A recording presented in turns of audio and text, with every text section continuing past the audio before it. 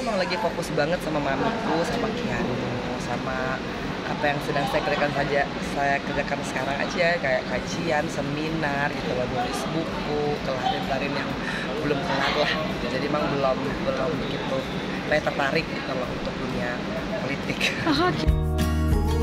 Pernah jatuh ke titik terendah saat berkecimpung di dunia politik yang membuatnya terkungkung di balik tembok penjara selama 10 tahun, Angelina Sonda tak lagi ngoyo soal hidup. Pilih jalan sunyi dan kontemplasi diri, Angelina Sonda memetik banyak pelajaran di masa-masa tersuram di hidupnya.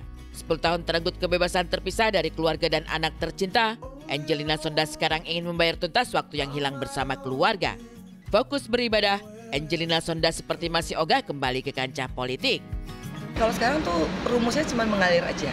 Karena dulu udah selalu direncanakan dan akhirnya berujung ke penjara gitu ya. Jadi saya tuh udah nggak mau lagi merencanakan hidup terlalu ribet dan terlalu rumit. Saya hanya ingin merencanakan ibadah saya aja. Ya, makanya kalau ditanya soal politik gitu loh, ya emang belum pengen gitu kan. Terus lebih kepada apa ya, serendit aja ke Tuhan gitu, biar Tuhan yang ngatur setiap langkah kaki.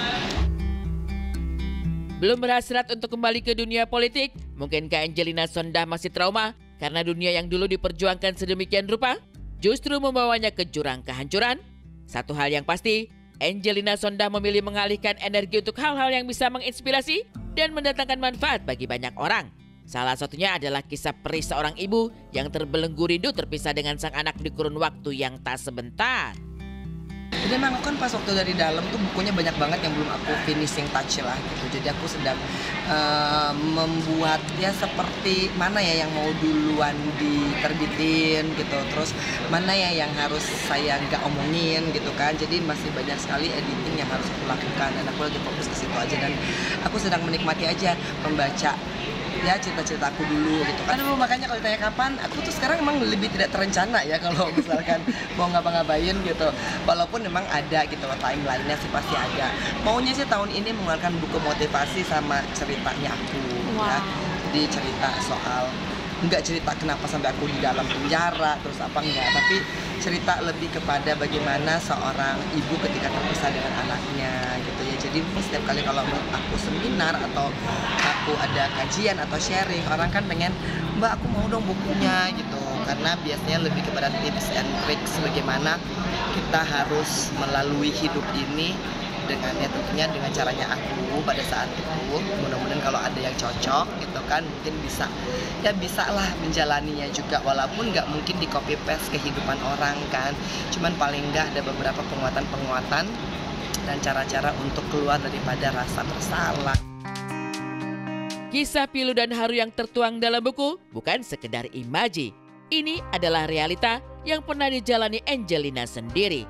Dulu saat masih mendekam di balik tahanan, Angelina Sonda barangkali sering meratapi. Tapi setelah berdamai dengan keadaan, Angelina Sonda yakin bahwa takdir Tuhan selalu yang terbaik. Menguatkan. Ya pokoknya kalau Allah sudah menakdirkan kamu untuk terpisah dengan anak, terus sabar, terus kuat, terus ikhtiar, terus yakin bahwa akan ada waktunya Allah akan mengumpulkan kita kembali dan Allah akan memberikan kado yang spesial. Karena itu yang sedang aku alami sekarang. Sebagaimana bertubi-tubinya musibah yang datang, kalau engkau sabar, kalau engkau ikhlas, kalau engkau istiqomah, Allah juga akan memberikan kado kepada kamu bertubi-tubi.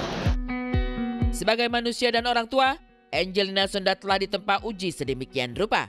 Tapi sebagai perempuan, adakah impian yang masih ingin diwujudkan? Bagaimana soal pasangan? Sudahkah Angelina Sonda temukan sosok pengganti Adjie Said? Kalau misalkan ikhtiar, doa pasti kita ada gitu kan. Tapi juga sekarang kan udah nggak mau terlalu di-planningin ya. Pasti kalau misalkan punya pasangan, apalagi 27 derajat lebih gitu loh pahalanya ketika ada ibadah. Terus pastilah ada imamnya gitu. Terus dosa-dosa kita sebagai istri ditanggung suami gitu ya. Alhamdulillah gitu kan. Enak juga gitu, banyak gratisannya kalau kita jadi istri yang soleha, istri yang nurut kepada suami gitu. Ya mau diapain ya, didoain udah gitu kan. Walaupun kalau di tanah suci pasti aku berdoa lebih banyak buat Kianu biasa seorang ibu akan lebih banyak mendoakan anaknya ketimbang mendoakan diri sendiri.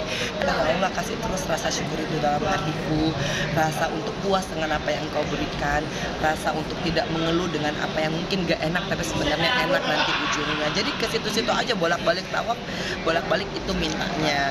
Nah baru setelah udah tawaf ke-7 gitu kan, oh ingat nih ya, oh iya ya, mudah-mudahan ya Allah kalau ada jodoh yang terbaik.